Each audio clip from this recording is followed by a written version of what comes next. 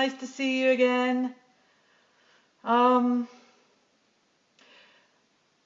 We had some problems with the broadband yesterday and it kept going in and out. I don't know whether it was the weather or what, but I've just turned off everything except what I need. So I'll tell you what I've done. Once I get a big enough audience, I'll tell you what I've done.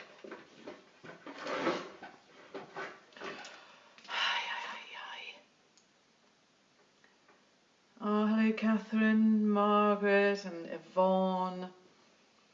It's absolutely beautiful here, but it's like looking across the Lake District because the valley is, which is a floodplain basically.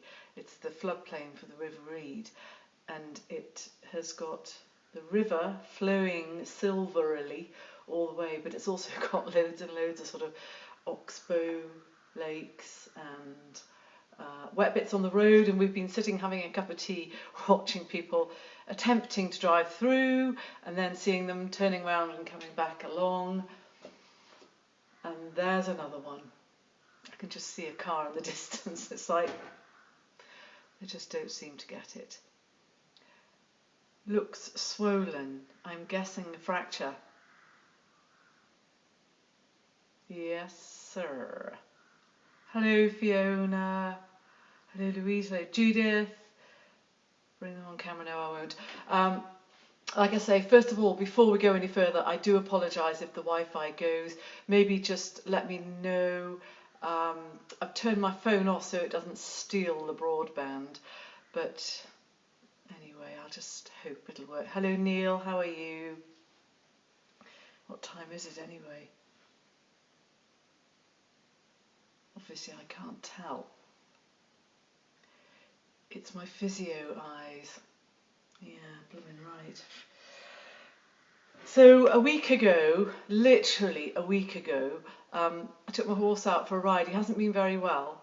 So I took him out on Saturday and he felt great. I took him out on Sunday and I went on a really lovely route and through a gateway that has been open all summer, but it's been closed these last few weeks, and I was reaching down to open it from the back of the horse. He's a very, very good horse at letting you open gates on his back. So I was reaching down, and I'm afraid I simply had not registered that there was an electric strand right next to the gate, and the horse touched it on his bit, so he will have got an extremely nasty shock. And as he's got 4 metal shoes, he would be very well earthed. And so the poor horse just literally spun in the air, spun around, galloped off, and I hit the deck, broke my wrist. I looked down and I thought, yep, that's broken, and it was sort of S-shaped. So I got up and I caught my horse and I walked to the nearest gate, to the nearest road, because I thought I didn't want to go any further because I sort of thought I might pass out. And so, the video won't play. Can't really do anything about that. Anyway, I went to hospital and they gave me a bit of gas and air, and the doctor there sort of went crump, crump, which was quite painful, and said there, but it wasn't, because the next day I had a phone call from Cramlington and the orthopaedic team wanted to have a look at it, so I had to go into Cramlington for a CT scan, and then they said come back the next day for an operation. Went back the next day. Hello Gillian, I'm just telling them the boring story. So I went in the next day and waited, and then at midday they said bad news, it's cancelled, come back tomorrow. So I went back on Wednesday. They said don't worry, you're first on the list. Which I wasn't, and then I was told I'd be on at lunchtime, which I wasn't, and I didn't go down till 4:30, so I was actually last on the list, so which was a bit disappointing, since I'd only taken 1 chapter of my book. Well, obviously I had the whole book, but I only had 1 chapter to read. So hello Catherine Anderson. So yeah, basically I had a long boring day, and I think they put a titanium plate in, but nobody's actually told me, so who knows. Anyway, it's not got a cast on, It has got a plate, otherwise they would have put a cast on. I bet you were starving. Yes, I was quite hungry. That's true, Margaret. And you know, it was just like a catalogue. It was like something out of a comedy scene. So I waited all day and all day. And then at one point, this sort of what looked like a 16-year-old boy, sweet boy, came up to my little thing and pulled all the curtains round. And he sort of crouched down the way you do with a toddler and said, he had nice eyes. Obviously, I couldn't see anything else. And he said, hello, I think he said Patrick. He sort of looked like a Patrick. He said, hello, I'm Patrick. I'm your anaesthetist. And then he went on to say what they were going to do. They were going to do a nerve block, which sometimes works, but it doesn't always, as I know. And then he said, oh, we'll pop something in your hand to make you feel a bit drowsy and some oxygen. And I went, hold on a minute. Am I correct in thinking that you want me to be awake while you cut me open? And he said, well, you don't have to, you can have a general. And I said, well, it's just that I'm not mentally prepared for that. I'm not saying that I'm not interested, because I am.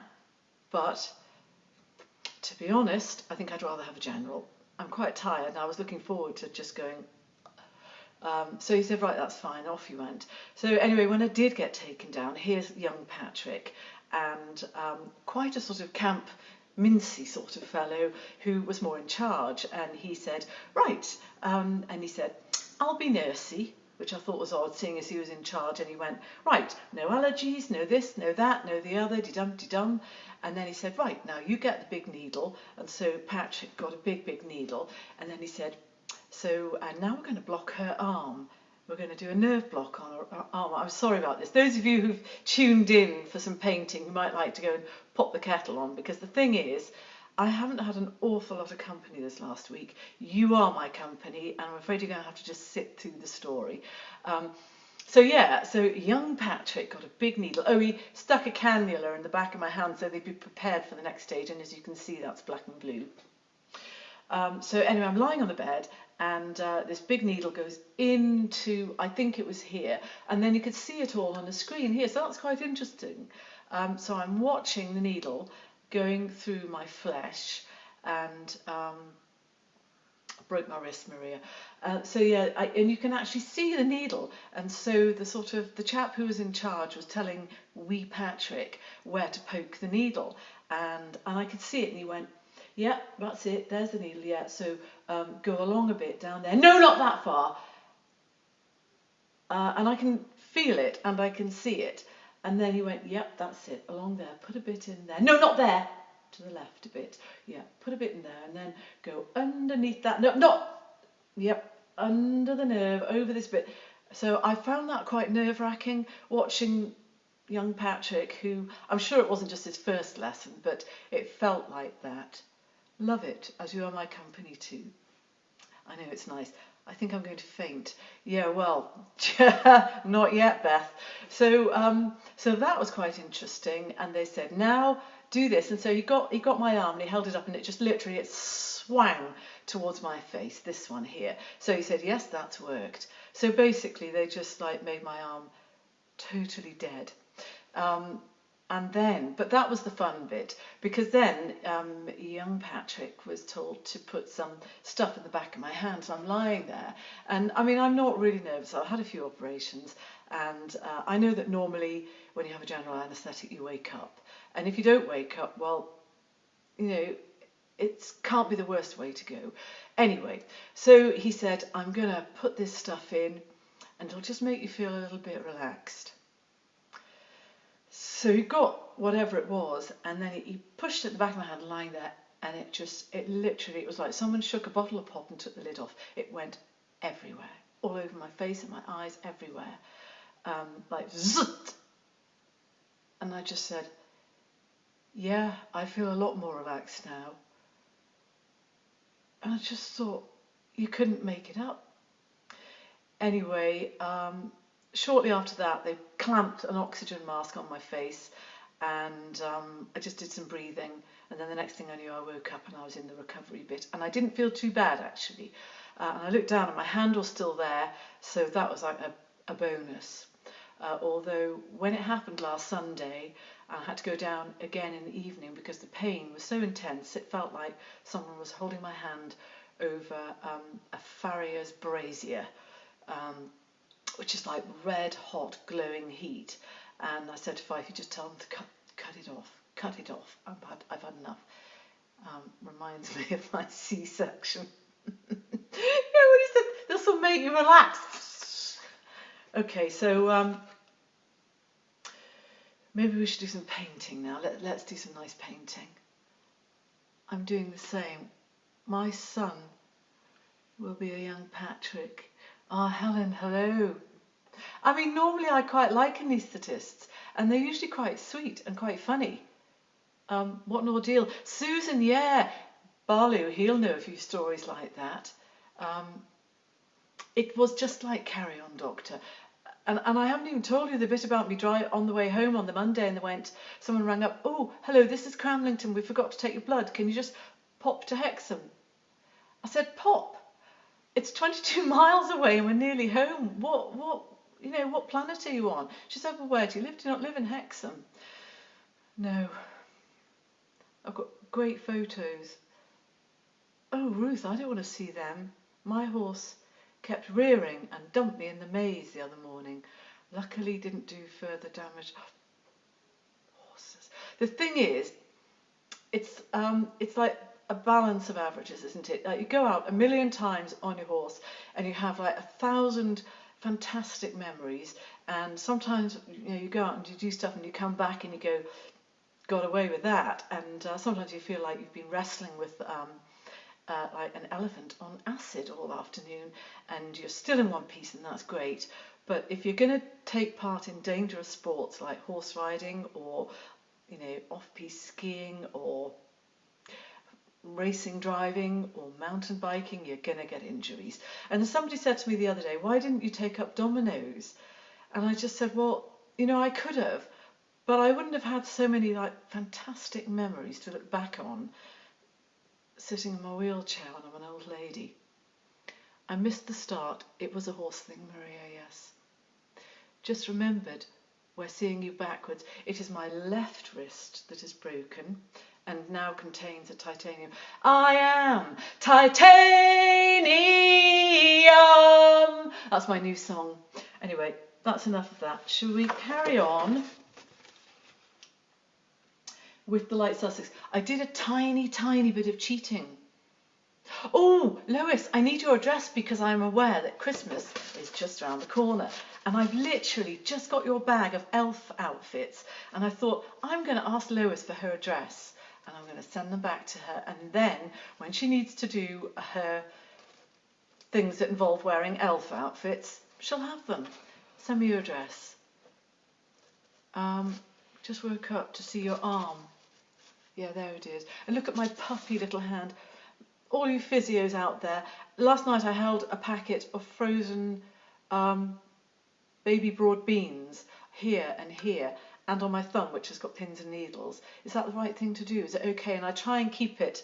I look like I'm always trying to answer a question in class. Me, I know the answer. To keep my hand like above my heart. Going through a gate on the horse. Horse got electric shock on the bit. MAR fell off.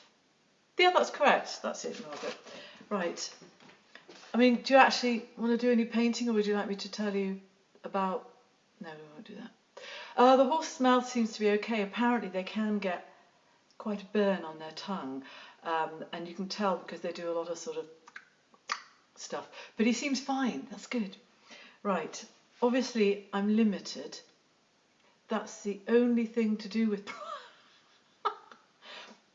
I love broad beans, Annaline. Use one of your scarves as a sling. Yeah, I could, but I've got a really nice one. I've got one that they gave me in the hospital, which is better than the one they gave me when I dislocated my shoulder last year. I'm going to tip you up, but I can't do too much fiddling with this because it involves more dexterity than I actually have at the moment. So let's give it a little go. I'm literally going to tip. And I'm quite pleased I've done the tipping now because obviously I can do nothing with my hair apart from wash it quite badly. Yeah, that's not great. I'll tip it a tiny bit more, shall I just...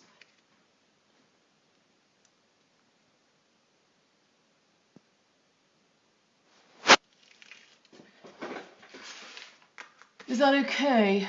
I know it's rubbish. It's fine to do that with frozen peas, but keep your shoulder range of movement going as you'll be using it less. Okay, I'll do that, Margaret. I'm doing a lot of wiggling as well because I don't know, I just am. Right, brushes. So now then, I'm going to be moving on with the black bits on these light Sussexes and the tail, and then if I get a bit bored with that, then we'll do some backgrounds. I hope that's okay. I'm trying to see what you say. Does the variety of vegetable make a difference? Beth, you know nothing about healing, clearly. Of course it makes a difference. It's vital to use the correct variety of vegetable. What I'm going to do is I'm going to do some sort of big sweeps of tail feathers, because I'll just show you. What I'll do is like do some big sort of tail feather like that. They'll dry quite pale, and then I can do like the dark ones over the top.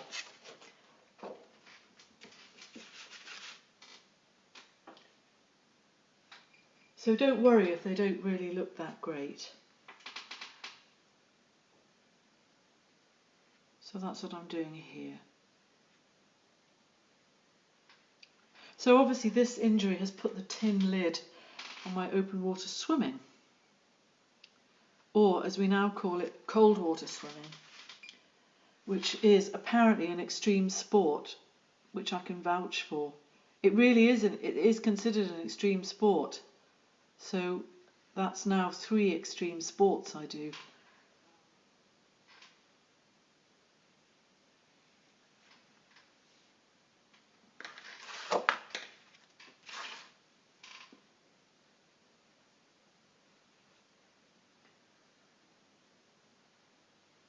Maria Cooper, I saw your beautiful painting in the...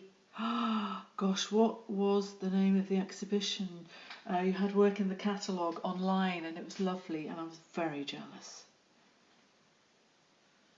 But I'm not very good at entering these things at all. I really am not. I never seem to have the time, and also fear of failure. Imagine if I entered something and I didn't even get accepted. Imagine that.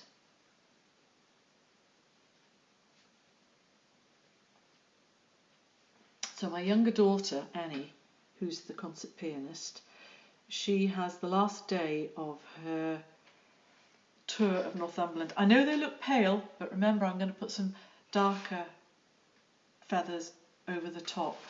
I think I'll now do the neck feathers on this one, so I'll just find that funny brush again. This funny brush. So yeah, and the venue yesterday, you can't see, but I've got these beautiful pure white. They're like big gazebos outside, because they were the concerts she's doing are COVID friendly, socially distanced, outdoor performances with Katie. I like to call her Katie Turtle to irritate her, but she's not. She's called Katie Turtle, and she is as I mentioned before, she is an international cellist from Washington, D.C. And anyway, the concerts yesterday were absolutely beautiful. They really were. There was one at 11 o'clock, one at 2 o'clock, and one at 5:30. And obviously the audiences are very limited, numbers-wise. Can you still hear me and everything? I hope you said to the surgeon, "Do you know who I am?" I don't think he would. He didn't look to me like somebody who would be interested in pictures of chickens.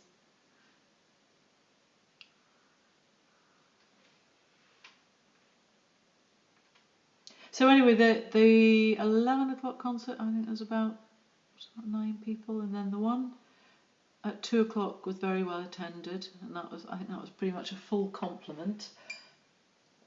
And then the 5 o'clock one, it didn't get a massive lot of tickets sold. I think there were only about 7 or something. Well, only one person came. So that was, and I said to Annie, look, I've got an idea, because we have the fire on in here, and there's a lot of space, and it's a shop. So that if they'd had it in here, it would have been totally legal. So that's what we did. And the sound was unreal, because the stone walls and the height of the ceiling in here, with the cello and the piano accordion and the voices, because a lot of them were songs, was really beautiful. I know I'm bragging about my own daughter, but that's what you do when you're a mother.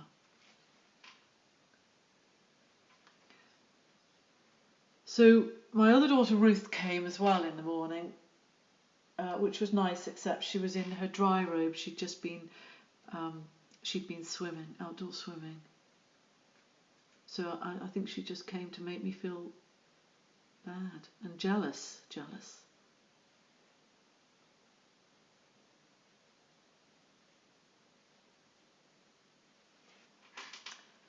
Okay.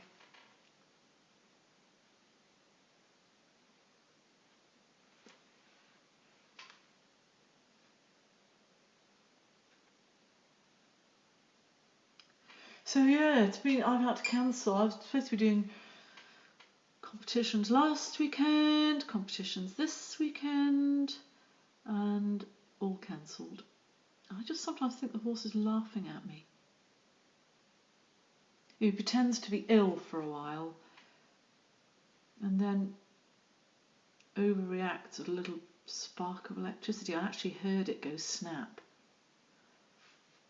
which was horrible.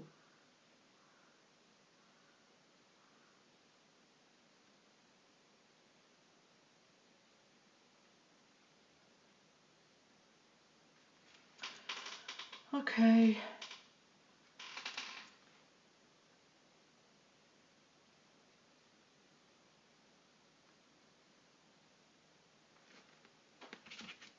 So this is just, fiddly, filling in. I've done hardly any painting of late, because I've been, as I mentioned before, working on the Christmas catalogue, which I think is now good to go. Are we still there? It's important to have good acoustics in a studio very. That wasn't the point. That's Ruth saying that. I don't imagine the shoes helped. Oh, I know. Poor horse with his metal shoes. Whew.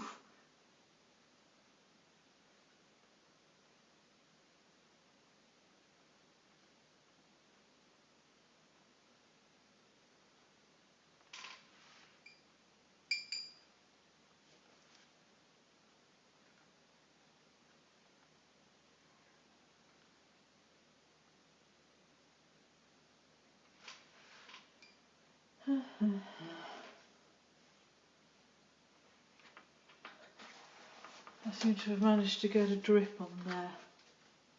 So that's gone. Ooh, wow. So my wrist is actually really quite painful, and Fifey said, why don't you just take your morphine and sit and do nothing? I said, you've known me for 37 years. Or is it 30? I've known him since I was about 28, 29.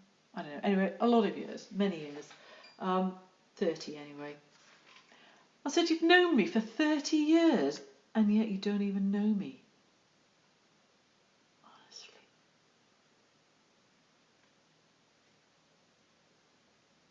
I'm not really very good at sitting doing nothing.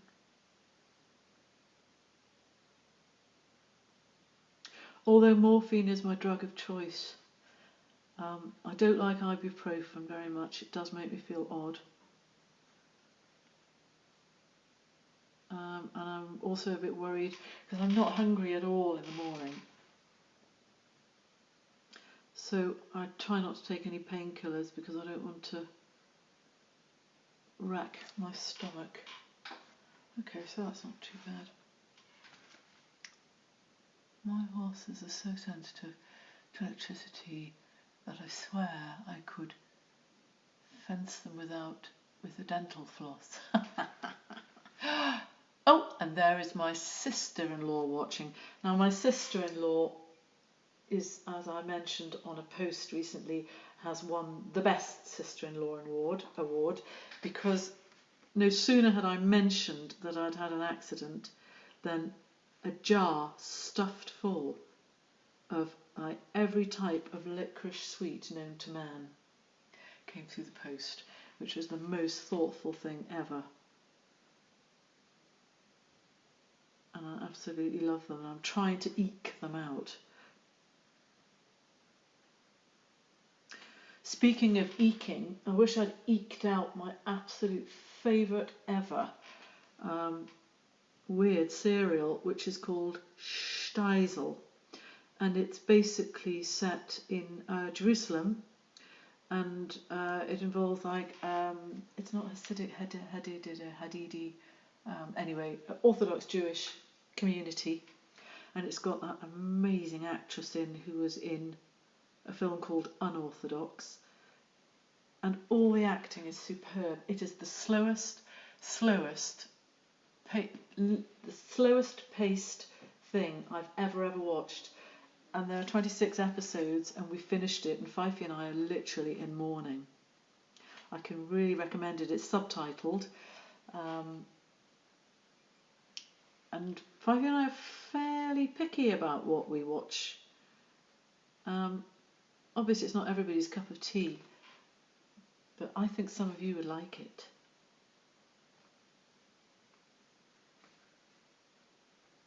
Steisel. Schtisel.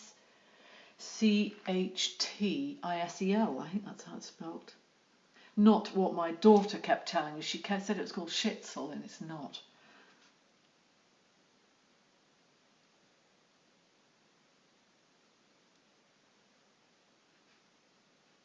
Okay. They're quite nice neck feathers, I think.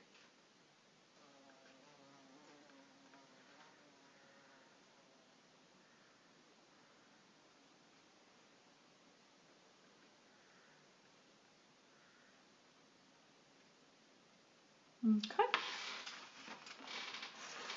They've all got their necks.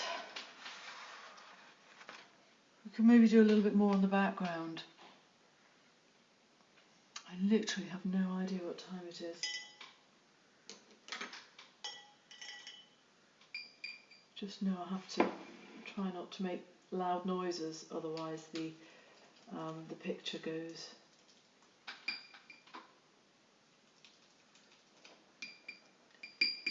Yeah, so Margaret, if you have any top tips for me, Margaret Wood, physio, you know, I'd be very, very grateful. You could always private message me, because I'm always keen for things to heal well as possible, and as quickly as possible also. You know what, I think I might get...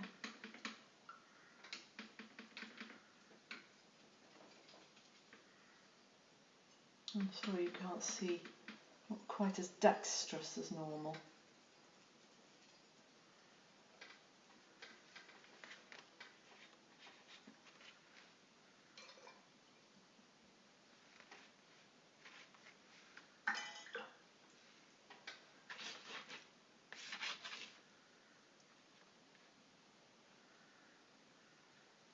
I love the blue next to the red. There's just something about it.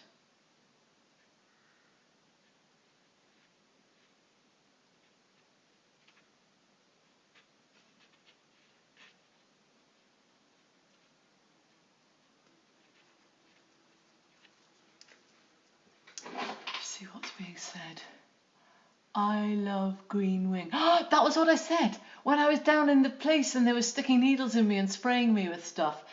I said, before all that, I said to the guys, look, just take it easy because we've just recently watched every episode of Green Wing back to back, so we know what happens. And I didn't like to say, and don't you be interfering with me while I am under, but I didn't, because to be quite frank, I didn't think there'd be any chance of that anyway, judging by the sort of mincing that had been going on. So yeah, Green Wing, it's so naughty. I keep saying to Fifey, who made this stuff up? Which sick minds? It is the funniest, rudest programme ever.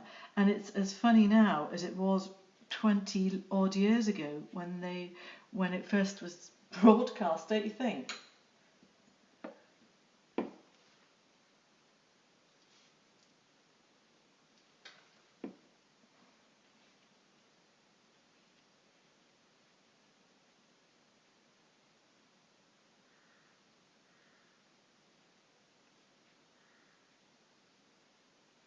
I don't always do the same thing in the background, but sometimes they just sort of lend themselves to a certain approach. And I just like this sort of fairly intense blue and then leaving little light bits behind, almost sort of hinting at, leaves shining through the undergrowth, which are getting rather thin on the ground around here because everything's turning colour. And I know in the States, Beth and others of you have your fall, or we just have autumn and it rains non-stop, and then one day the trees just have no leaves on. We don't really have a fall as such. Mind you, I do like it when you get a frosty night and then the next day all the ash leaves, whoops, sorry, you can't see, can you? All the ash leaves just come floating down, tumbling down. We've got quite a lot of ash trees, and as I mentioned earlier this year, with ash dieback, they're just going to be dying back basically because they haven't had a really good summer. And I can look across at some of the ash trees and a lot of the branches are quite bare, and so whatever ash dieback is, it's rampant.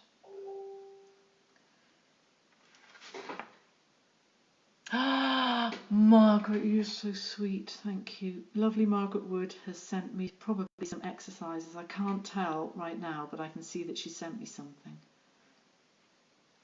So I want to be able to do stuff now, hopefully. I'm just going to move my chair back.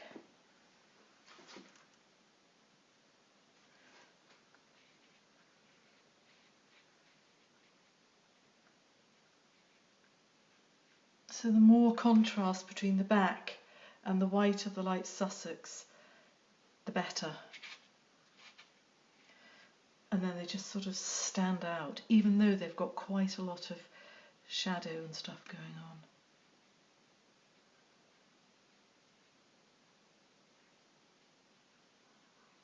Do you remember the other one I did that was a bit like this? Somebody came and they went, yes, they wanted to buy it, and it was all, I thought it was done and dusted, and then they changed their mind and went for a portrait shaped one. And part of me was quite pleased because I quite like the idea of actually doing a painting, getting it framed, and then having it on the wall for at least a week before it goes away. It's like it's quite weird doing a painting that never even gets seen by anybody other than the person who buys it. But that does happen. It happens quite a lot, especially this year. People have seen paintings online and just said, what is this and how much is it and can you frame it and send it to me? Long may that last. What about my new masks?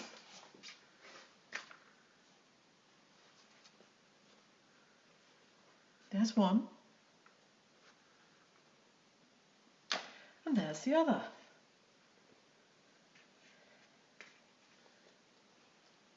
£8 each. How about that? And they nearly got all chucked out because I think I told you the factory made a mistake and they used the file that didn't have my logo on. And of course I didn't want hankies with no logos on. But I had the brainwave of repurposing them. And so they actually finally arrived last week and they are great. And they've been trial runned by various people. Personally, I prefer that sort of medical pale blue one. Where are we? Come here, my little beauty. Oh, I can't reach it. Anyway, I think you know what I mean because they're all the same. They're white on one side, pale blue on the other. Like they are the face mask of choice for people who have absolutely no imagination.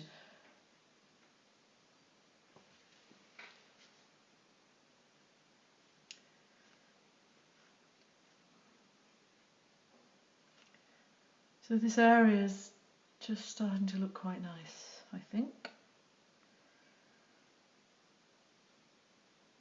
Hey, do you know what my mother said? Where are we?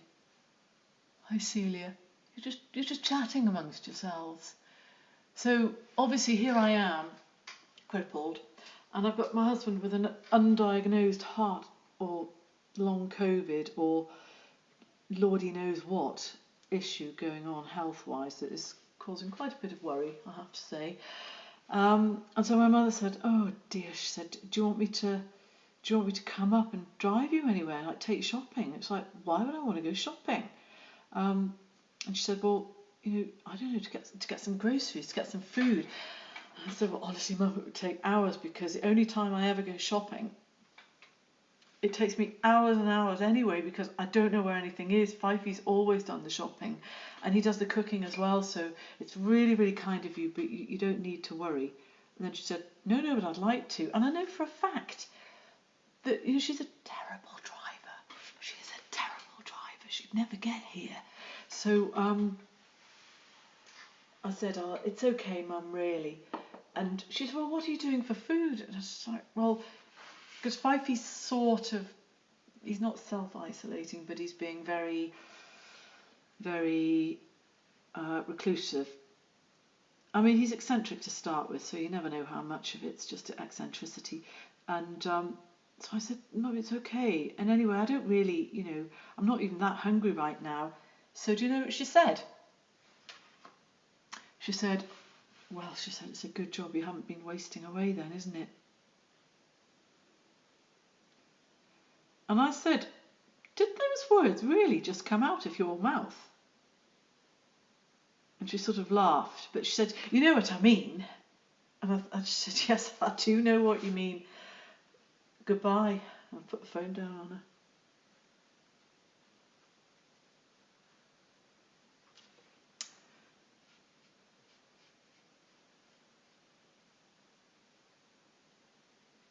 I've mentioned before that I am the gargantuan of the family. These things are all relative, aren't they? Right, so can somebody tell me what the time is? It doesn't show on my thingamajig, and if I put my phone on it might steal the Wi-Fi.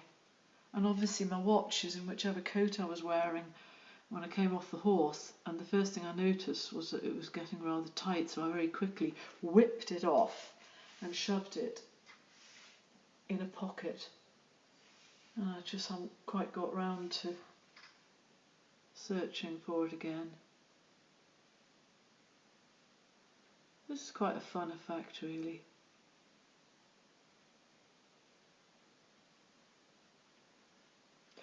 It's all experiment watercolour. I just want to reiterate that.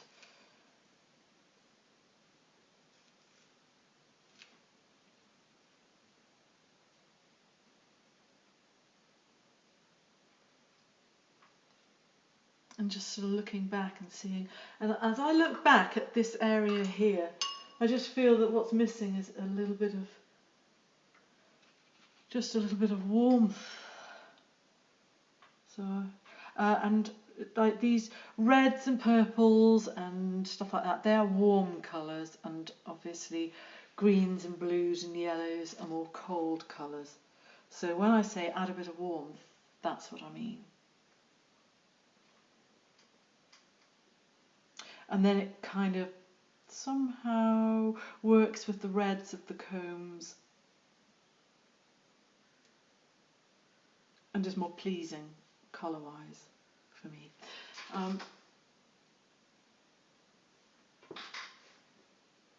Going to have to go, sorry. Lies, catch up. At least we're all on the same page regarding the minutes. 13:13. Right, that's enough. Oh, crumply, crepey chest.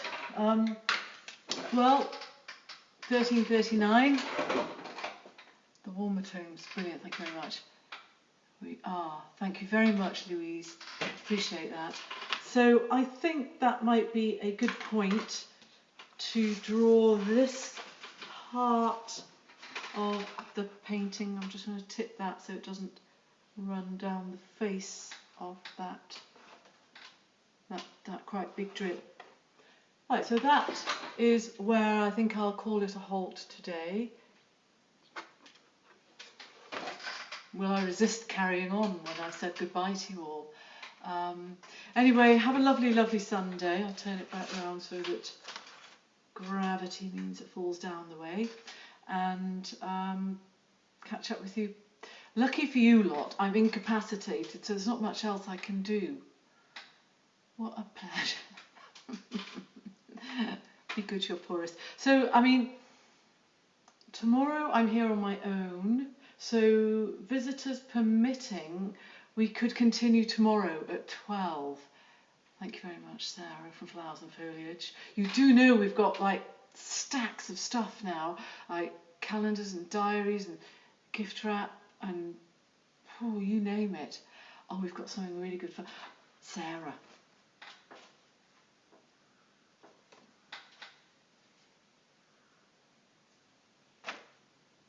And hankies with flowers on. Anyway, I'm just saying that because Sarah is one of my trade customers. She's very good. She's in Rothbury and she's got a beautiful shop that sells flowers and lovely gifts.